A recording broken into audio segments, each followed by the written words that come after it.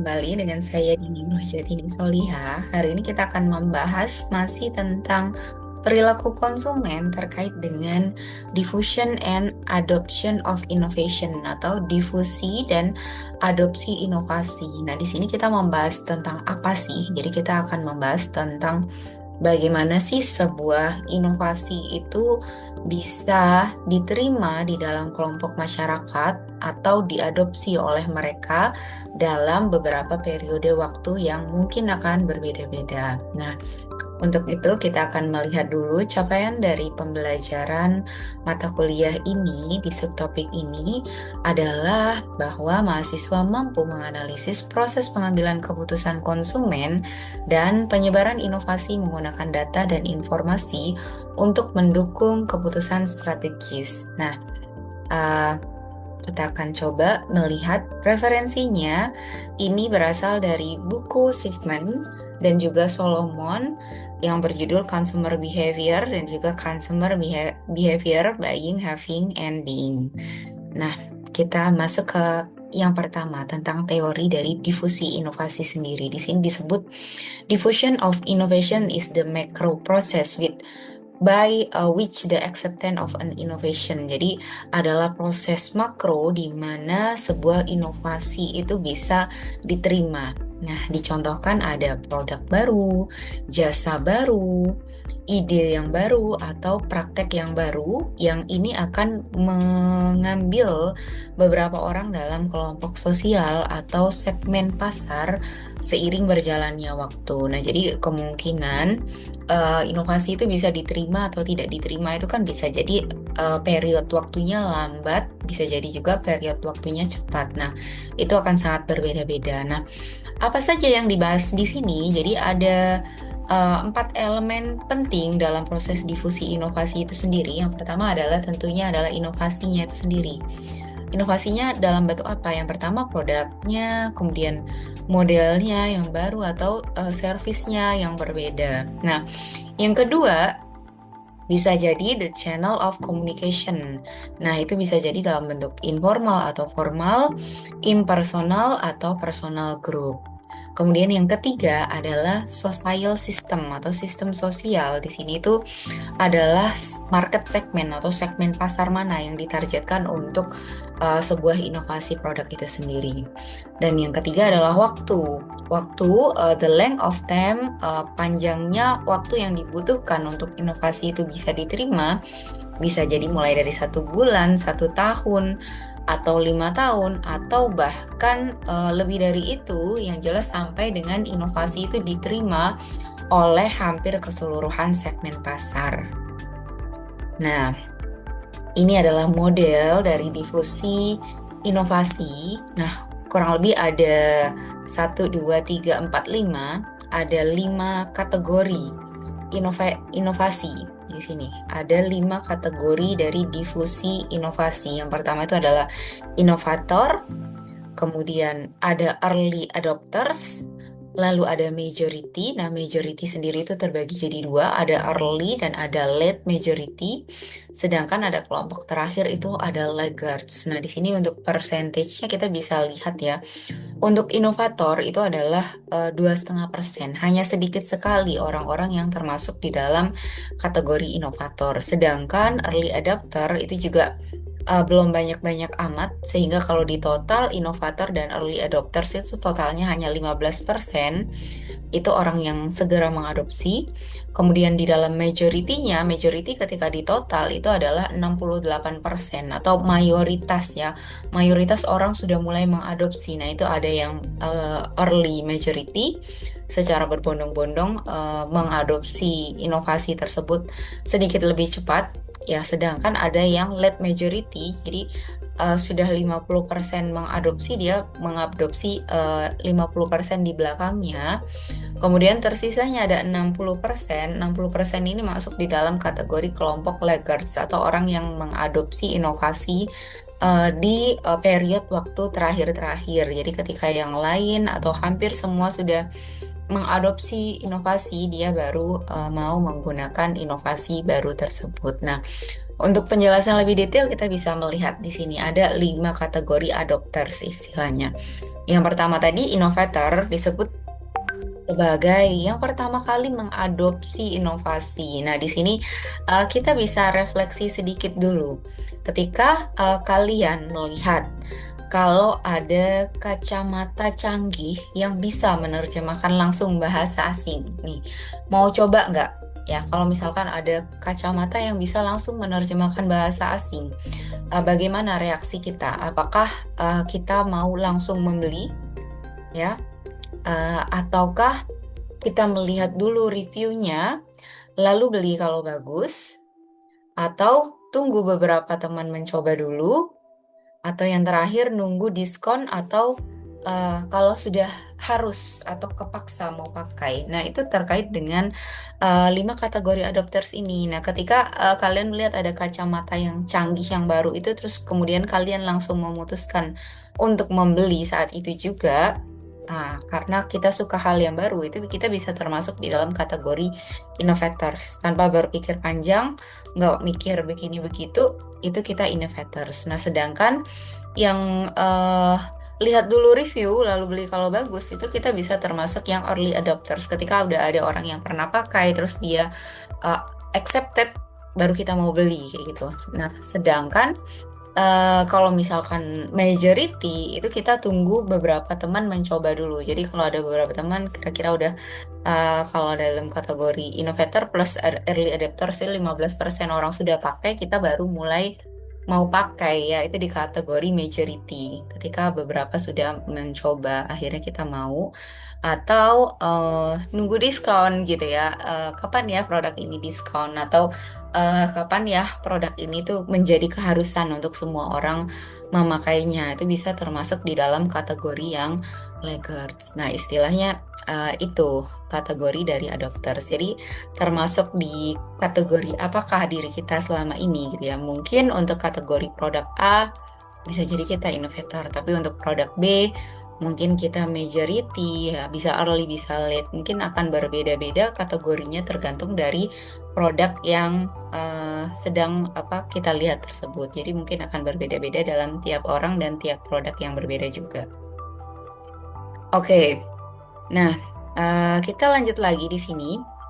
Diffusi of innovation model for electronic cigarette. Nah, ini contohnya kalau misalkan rokok elektronik ya, kalau tadi kita bicarakan kacamata, nah ini rokok elektronik dan kita akan membandingkannya dengan yang atas itu ada product life cycle. Masih ingat nggak product life cycle? Jadi product life cycle itu ada 4 tahapan, mulai yang awal sekali. Nah, di awal ini tuh ada di sini ya.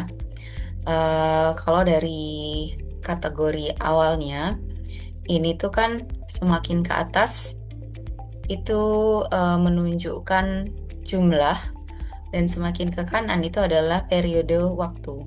Ya. Jadi ke atas jumlah dan ke kanan menunjukkan periode waktu. Nah, ini di titik nol, innovator itu bisa mencoba di awal gitu loh, ketika belum ada orang percaya sama sekali. Dan itu biasanya ada di awal sebuah produk itu di launching. Di launching itu biasanya di dalam PLC itu kita kenalnya sebagai introduction. Ketika produk dikenalkan, orang-orang yang mau untuk langsung pakai, untuk langsung mencoba, itu kita sebut sebagai innovator.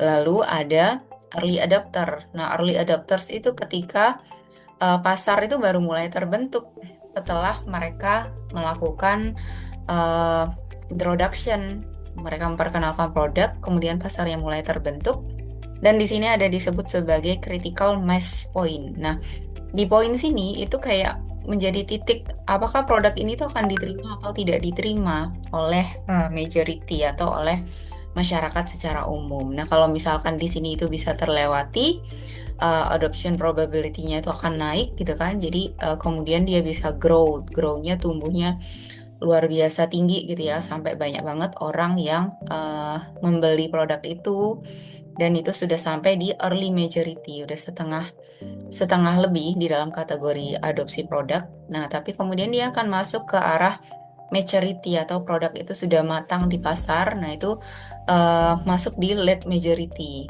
ya. Cuman dia akan kembali turun, dia akan mengalami decline atau penurunan. Nah, ini penurunan ini terjadinya hampir seiring dengan ketika late majority itu sudah mengadopsi inovasi tersebut, ya. Akhirnya turun dan diadopsi oleh kelompok laggards. Nah, di dalam product life cycle sendiri itu kita tahu bahwa ketika mereka sudah memasuki decline, nah seharusnya sebuah produk itu melakukan inovasi yang baru gitu. Jadi ketika mereka ada inovasi baru itu terulang lagi eh, product life cycle-nya gitu. Jadi mulai lagi introduction, growth, maturity, dan decline. Begitupun dalam kategori adopternya ini juga akan diulang lagi gitu ya. Kalau udah sampai laggards, semua orang sudah mengadopsi inovasi tersebut. Jadi kalau ada inovasi baru, ya itu akan mulai lagi. Innovator berapa persen sudah mau pakai dan seterusnya. Ya, nah di sini jadi ada kuis nih, kalau misalnya kita bisa lihat ya slide-nya di sini aja dulu, berhenti di sini kita lihat. Coba jawab ya. Di sini nanti akan ada muncul pop-up pertanyaannya. Nah, dari model diffusion of innovation tersebut, jadi siapakah yang merupakan kelompok adopter terbesar? Siapa? Ya, ada 4 pilihan. Yang mana adopter yang terbesar? Ya, oke. Kemudian eh, soal berikutnya kita eh, ke sini. Mengapa laggards itu biasanya paling akhir dalam mengadopsi inovasi? Kenapa ya kelompok laggards itu terakhir-terakhir mengadopsi inovasi? Ya, ada 4 pilihan. Ini pilih yang mana jawabannya. Ini kalau salah nanti ngulang lagi nih ke video apa durasi agak awal gitu ya. Jadi semoga jawabnya benar. Ya, oke. Ini dulu untuk inovasi. Nah, kita akan lanjutkan lagi ya materinya. Nah, jadi di sini tadi kategori adopsi of inovasi, lalu ada tipe inovasi di dalam product development. Jadi, ketika sebuah produk itu sudah harus melakukan inovasi baru, mereka bisa memilih tuh. Mereka bisa melakukan continuous innovation, jadi inovasi yang terus-menerus, atau dynamically continuous innovation, atau discontinuous innovation. Jadi ada 3 pilihan inovasi yang bisa dilakukan oleh sebuah perusahaan atau sebuah produk atau jasa kayak gitu. Bedanya apa? Yang pertama, continuous innovation itu produknya minor modification, jadi tidak banyak modifikasi yang bisa mengubah perilaku konsumen. Contohnya apa? Contohnya adalah redesign Apple iPhone. Ya, kemudian update dari Microsoft Office gitu. Ketika ada update biasa-biasa aja, sama aja, cuman agak berbeda sedikit kayak gitu. Nanti yang berbeda apanya kayak gitu. Terus ada lagi contoh lainnya produk Oreo Thins, cookies ya. Cookies yang lebih tipis kayak gitu. Nah, consumer continue their established behavior with minimal change. Jadi konsumen itu tidak merubah perilakunya, mereka cuman sedikit beradaptasi aja gitu. Jadi kemungkinan di dalam continuous innovation ini period waktu yang dibutuhkan untuk mengadopsi inovasi tersebut akan lebih pendek. Nah, sedangkan yang kedua ada dynamically continuous innovation. Nah, di sini disebut sebagai inovasi yang lebih disruptif, yang memperkenalkan fitur yang baru atau memodifikasi produk yang sudah ada sebelumnya, tapi juga tidak mengubah behavior secara keseluruhan. Contohnya ada digital kamera, kemudian MP3 player, USB flash drive, dan juga DVRs. Nah, di sini consumer itu beradaptasi, tapi core behavior itu stay similar. Jadi kayak masih sama gitu, cuman ada perbedaan yang sedikit saja karena kategori produknya itu juga masih kurang lebihnya mirip-mirip. Nah, yang terakhir adalah discontinuous innovation atau inovasi yang tidak dilanjutkan. Nah, inovasi yang require consumer to adopt entirely new behaviors. Jadi sama sekali membuat orang itu berperilaku berbeda. Jadi inovasi besar-besaran ya di dalam menggunakan sebuah produk. Contohnya airplanes, kemudian mobile phones ya, itu berbeda dari waktu ke waktu, kemudian internet sampai dengan automobiles. Nah, significant shift in consumer behavior and lifestyle itu akan terjadi gitu ya. Jadi perubahan yang besar di dalam perilaku konsumen dan gaya hidup itu terjadi ketika ada inovasi yang discontinuous ini. Jadi kayak dulu orang belum kenal internet, perilaku mereka seperti apa sih gitu ya. Tapi ketika sekarang kita memasuki dunia internet, itu berubah gitu ya. Begitupun eh, sebelum dan sesudahnya e-commerce masuk ke Indonesia itu seperti apa sih perilaku kita tuh berubah besar-besaran. Nah itu berarti termasuk di dalam innovation yang discontinuous kayak gitu. Ya. Oke, berikutnya kita membahas tentang ini. Ada yang disebut sebagai innovation paradox. Jadi ketika sebuah perusahaan itu dituntut untuk berinovasi terus-menerus, namun ada periode bahwa inovasi itu beresiko. Jadi inovasi itu beresiko dan bisa menjadi paradoks. Artinya apa? Innovation paradox itu occur when a new product innovation, while intended to boost sales and improve consumer experience, lead to the decline or obsolescence of existing product in the same category. Jadi ini dicontohkan Tide Pods gitu ya, sebuah produk yang merupakan inovasi baru. Jadi kayak dia bikin deterjen yang sudah ada ukurannya gitu loh. Jadi kita nggak harus mikirin tentang apakah ini cukup atau tidak cukup, apakah ini sudah pas atau tidak untuk nyuci baju sekian kayak gitu. Nah, itu udah ada size-nya dan dia tuh bentuknya itu kayak berbeda lah istilahnya dari deterjen yang liquid atau bubuk gitu ya. Tapi ternyata ketika dia ada, nah keberadaan apa namanya Tide Pods ini justru dia membuat produk sebelumnya yaitu yang liquid dan deterjen itu decline. Jadi kayak ketika dia muncul, produk yang ada sebelumnya bukannya terdorong tapi justru jatuh kayak gitu dan bisa menjadi challenge tersendiri ya. Apakah perusahaan akan terus melanjutkan produk ini? Dalam artian bisa jadi nanti produk yang ada sebelumnya itu akan tidak laku gitu ya, dan mereka harus menghentikan produksinya, atau sebaliknya yang ini yang dihentikan. Nah itu bisa menjadi pertimbangan besar bagi perusahaan dalam mengelola inovasi dari sebuah produk. Oke, nah yang terakhir ada adoption proses atau proses mengadopsi. Jadi kalau misalnya tadi kita udah lihat kategorinya, tapi kalau misalkan di dalam prosesnya itu sendiri sebenarnya ada 5 proses ya, hampir mirip dengan keputusan pembelian, cuman di sini lebih ke adopsi. Nah, yang pertama itu awareness. Jadi kita aware dulu. Consumer becomes aware that an innovation exists, bahwa seseorang itu paham, oh iya ini ada inovasi yang baru. Dia tahu dulu. Aware itu tahu, dia paham kalau ada yang berbeda.